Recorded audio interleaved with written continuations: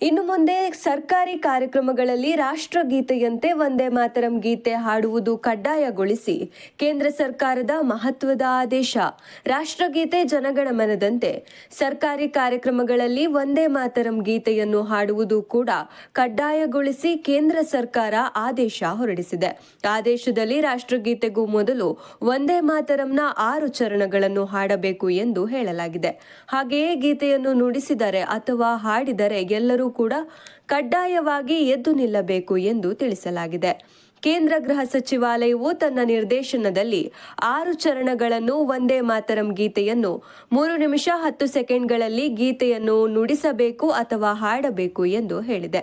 ಇದರಲ್ಲಿ ತ್ರಿವರ್ಣ ಧ್ವಜ ಹಾರಿಸುವಾಗ, ಸರ್ಕಾರಿ ಕಾರ್ಯಕ್ರಮಗಳಿಗೆ ರಾಷ್ಟ್ರಪತಿಗಳ ಆಗಮನದ ಸಮಯದಲ್ಲಿ ಅವರ ಭಾಷಣಗಳು ಮತ್ತು ರಾಷ್ಟ್ರವನ್ನುದ್ದೇಶಿಸಿ ಭಾಷಣ ಮಾಡುವ ಮೊದಲು ಮತ್ತು ನಂತರ, ಹಾಗೆಯೇ ರಾಜ್ಯಪಾಲರ ಆಗಮನ ಮತ್ತು ಭಾಷಣಗಳ ಮೊದಲು ಮತ್ತು ನಂತರವೂ ಸೇರಿದೆ.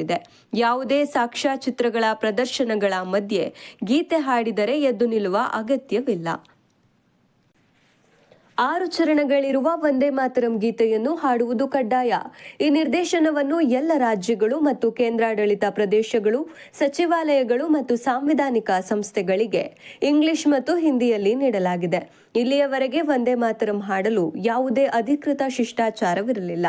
ಆದರೆ ಜನಗಣಮನ ಗೀತೆಯು ರಾಗ, ಸಮಯ ಮತ್ತು ಗಾಯನದ ಬಗ್ಗೆ ಸ್ಪಷ್ಟ ನಿಯಮಗಳನ್ನು ಹೊಂದಿತ್ತು. ಹಾಡಿನ ವಿಸ್ತೃತ 6 ಚರಣಗಳ ಆವೃತ್ತಿಯನ್ನು ಇಲ್ಲಿಯವರೆಗೆ ಅಧಿಕೃತ ಕಾರ್ಯಕ್ರಮಗಳಲ್ಲಿ ಹಾಡಿರಲಿಲ್ಲ. ಆದರೆ ಈಗ ಅದನ್ನು ಕಡ್ಡಾಯಗೊಳಿಸಲಾಗಿದೆ. ಶಾಲೆಯಲ್ಲಿಯೂ ವಂದೇ ಮಾತರಂ ಹಾಡಲು ಸಲಹೆ. ಎಲ್ಲ ಶಾಲೆಗಳು ತಮ್ಮ ದಿನವನ್ನು ಸಾಮೂಹಿಕವಾಗಿ ರಾಷ್ಟ್ರಗೀತೆ ಹಾಡುವುದರೊಂದಿಗೆ ಪ್ರಾರಂಭಿಸಲಾಗುತ್ತದೆ. ಇನ್ನು ಮುಂದೆ ಅದರ ಜೊತೆ ವಂದೇ ಮಾತರಂ ಗೀತೆ ಕೂಡ ಹಾಡಬಹುದು.